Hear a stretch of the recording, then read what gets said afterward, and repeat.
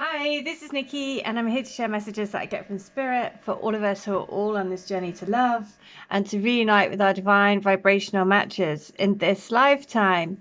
And today I wanted to use the music oracle deck because we all get so many messages in songs, in lyrics, in comments against the videos of the songs, all the way through. So I thought, this is the deck that is wanting to speak to us today and give us some guidance on what we are to know, what are we to do, how can this help us today for all of us who are on this twin soul path, which is,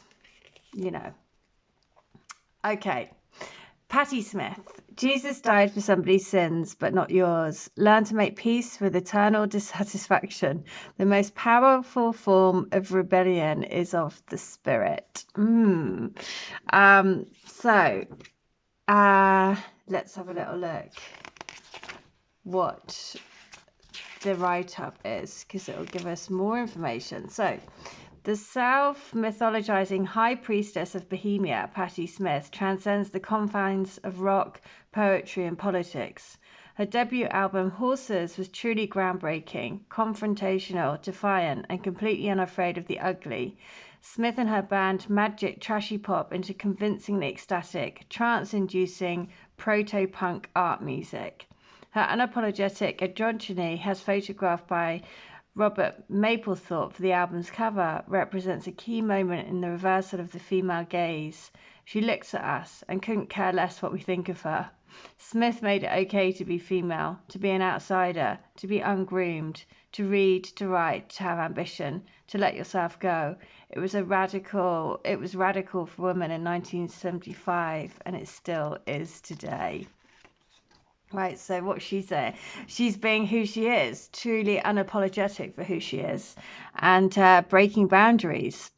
So this is what the lesson that we need to learn today is: it's okay to be exactly who you are. Let's not conform to any social norms, or if they don't feel right for us. And the album Horses, powerful spirit animal to help you break free, basically. And in the energy deck, there is the energy deck, which I used right at the beginning of when I started this channel, quite early on. And there's a card with a black horse and a white horse, and it's about taking action. And the white horse is spirit, and the black horse is the physical body. And we are always sort of like physically catching up to where our spirit wants to be. And so this is to say, embrace your spirit, embrace who you truly are, embrace, your inner rebel within. So 75, wasn't it? It was 1975 that said. So I'm going to read letter 175 from the books. So these are all channel messages between people's twins, higher selves. So the message is this: that you are my little ray of sunshine on a cloudy, rainy day. I have been living in my own clouds for so long, and I don't want to live in the shadow. I want to live in the light of you. You open my eyes to a new life, a new me. I feel I could really make something of my life with you, a lasting legacy, something really good and worthwhile. I love that you bring me back to what is important. You make me question what life is about, why I am doing the things I'm doing, and making the choices I'm making. I want to be your tiger. I want to be a warrior for love, for how love can ignite the fire within all of us to live a better, truer existence. There are so many things I want to say, but I guess the biggest thing is, you complete me. You make my world a better place. You make me want to be better and to make a dream life. You are the twinkle in the sky at night. Oh, all the feels for that letter in so many ways. So 175 book 2 is to stay on track. Don't come off the rails. The love train has set out of the station. It's going, and it's going fast. So if you jump now, you'll hurt yourselves, and you may break something which will delay arrival. and delay our arrival, and we definitely do not want that. We've been waiting and are still waiting to jump on the love train with you. We're already there in spirit, but we need you to bring it into the station. Oh my God, that's crazy. That's just what I was saying about the horses.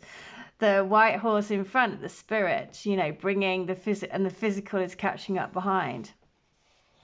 So this message is saying, you know, the love train is already set out of the station. If you've met your twin and you're having all these crazy synchronicities and messages and signs and spirit, and you're thinking, what is all of this about? It's because that has been ignited within you. It's ignited a soul purpose, a soul mission. So 175, last one, book 3 is, you're doing a grand job and I am so proud of you.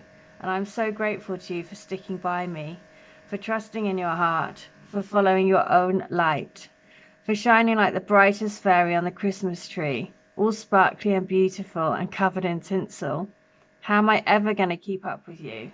I will need to get us the biggest Christmas tree ever, so we can both be beautiful fairies together, sprinkling magic fairy dust all over our lives. You are simply the best. Oh, wow. I know whose letter that is. So again, it's a crazy world, isn't it?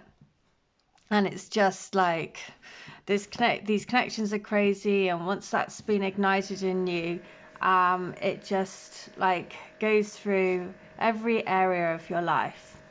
So we have Patti Smith as one messenger saying, be that rebellious, you know, it's okay to be different, just like she was. And the other message is this. John Cage.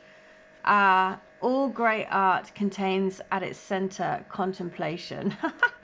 Well, we definitely have time to contemplate with these connections because it depends, you know, everyone's story is different, everyone's connection is different, everyone's connection has their own timeline. But in a lot of cases, they take a while because there's a lot of learning that has to happen along the way. So John Cage revolutionized modern music through his incorporation of unconventional instrumentation and the idea that the act of creation could be dictated by chance and indeterminacy. Deeply influenced by Asian philosophies, he questioned the very concepts of melody, harmony, and the organization of sound, choosing to rethink and remake traditional methods of performance and composition. Cage's approach may have been unorthodox and experimental, but his playfulness, irony, and sense of humor ensured that his work was anything but austere and academic. His art taught the world that music can be anything, not just sound, but silence too. Ooh. So that's the message of like, listen to what the silence brings you. Because the silence and separation and the not being together in the physical allows you space to listen to your intuition and allows you to grow into that person that you're here to be, you know, the light. And the light, you don't get the light without having the cracks to let the light in through.